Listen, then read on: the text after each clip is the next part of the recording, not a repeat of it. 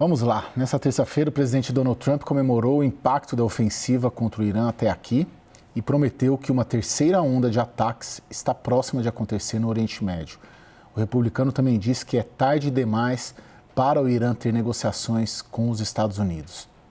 De Washington, as últimas atualizações com a repórter Mariana Jangiacomo. Caio, Donald Trump afirmou que as defesas do Irã foram completamente aniquiladas e que um novo ataque está por vir. Ele foi às redes sociais para dizer o seguinte: a defesa aérea deles, a força aérea, a marinha e a liderança, todas já foram derrubadas. Eles querem conversar e eu disse tarde demais. Palavras, então, do presidente dos Estados Unidos, que hoje conversou com repórteres diante das câmeras pela primeira vez desde que ordenou os ataques contra o Irã no final de semana. Donald Trump respondeu a perguntas dos repórteres ao lado de Friedrich Merz, o chanceler alemão, que visitou aqui a Casa Branca mais cedo. E além de dizer, então, que há uma nova onda de ataques para o Irã, ele também falou sobre o futuro, como enxerga o futuro no país. Donald Trump afirmou que vê a possibilidade que o pior cenário para o Irã seria um sucessor tão ruim ou pior quanto o último, fazendo uma referência a Ali Khamenei. Foi questionado sobre se apoiaria um controle de Reza Pahlavi, o príncipe herdeiro do Irã,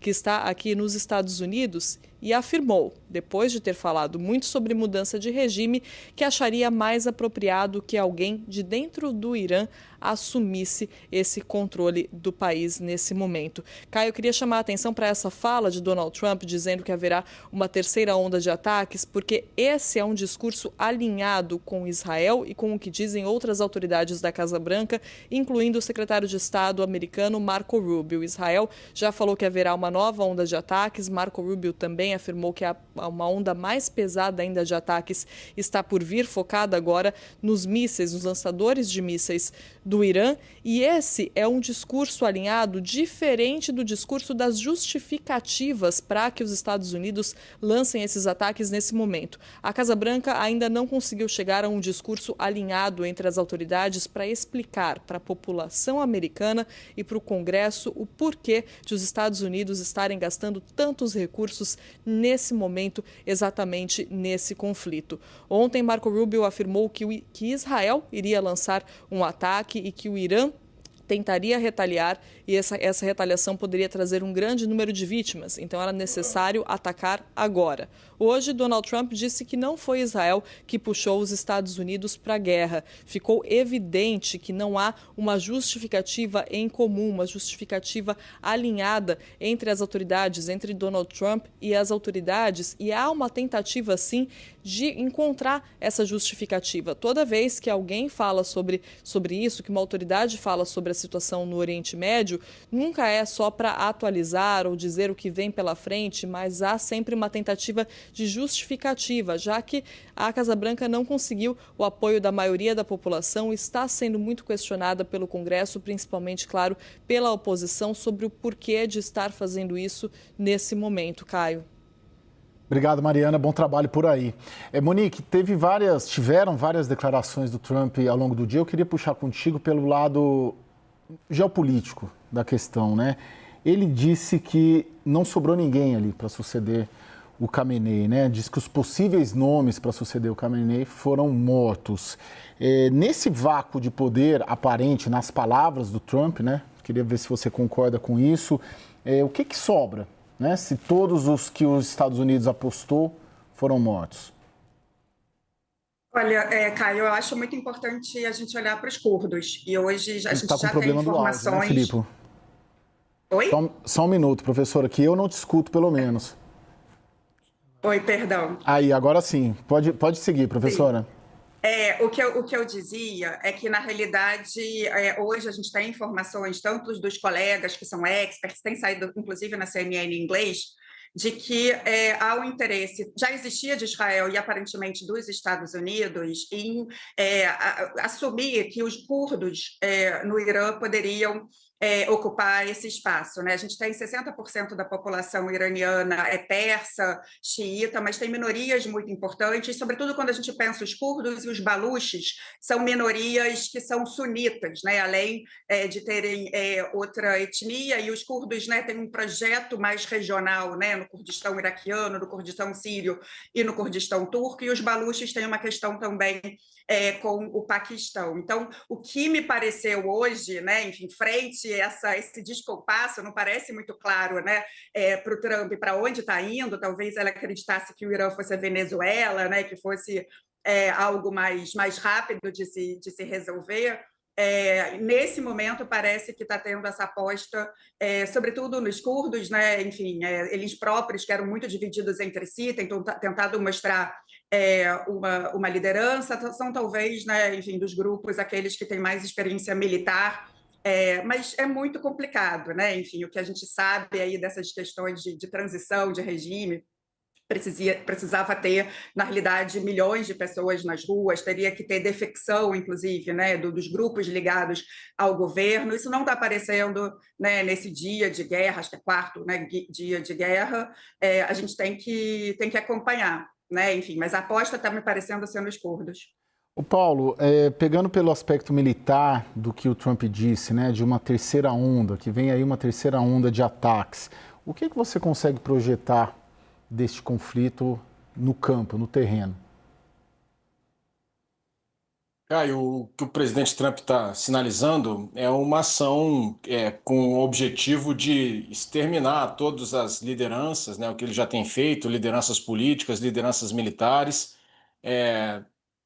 acabar com a Marinha, já anunciou que afundou todos os navios do Irã que estavam no Golfo Pérsico, nos portos do Golfo Pérsico, tem atacado depósitos de munição, tem atacado lançadores de mísseis, centros de comando e controle, radares, né?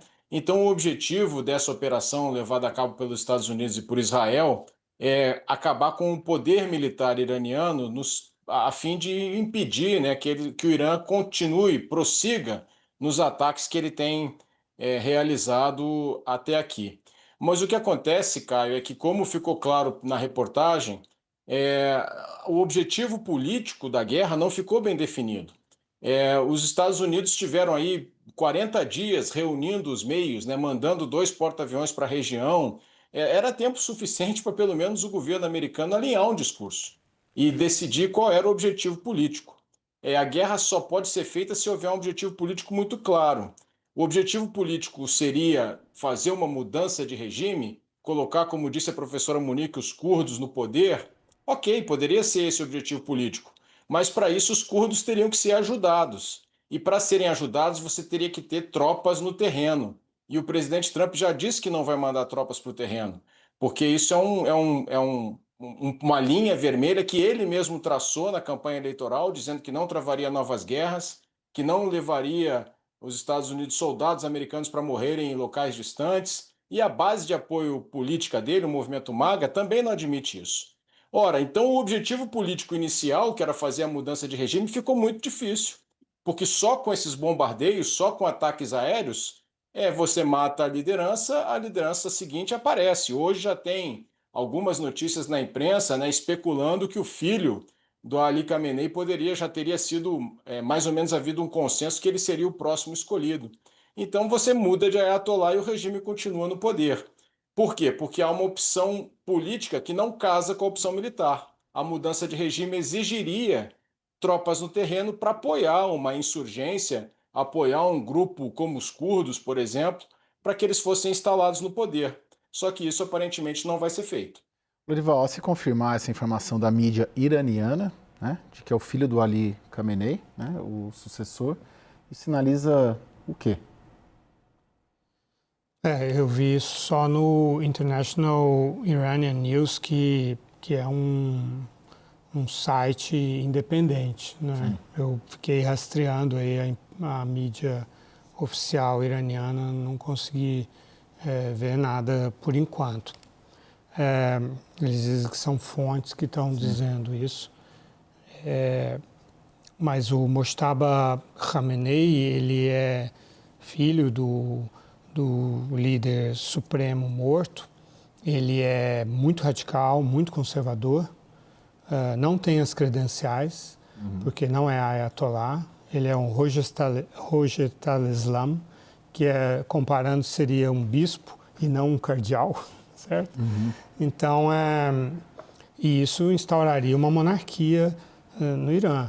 E mesmo as pessoas de dentro do regime não gostam dessa tese, porque a Revolução Islâmica de 1979 foi para derrubar uma monarquia e não instalar uma nova monarquia islâmica, né?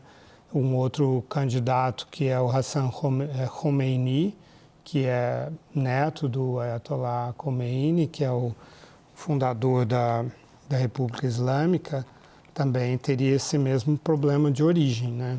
Então, resta dos que surgiram o Alireza Arafi, que foi eleito, que é da Assembleia dos Experts, da Assembleia dos Peritos, que é esse corpo de 88 pessoas eleitas pelo povo, que tem a função de eleger o líder supremo, e juntamente ele foi para esse triunvirato dessa liderança de transição junto com o presidente Massoud Pezeshkian e com o presidente do Poder Judiciário, como prevê a Constituição, né? Então, mas vamos ver o que acontece.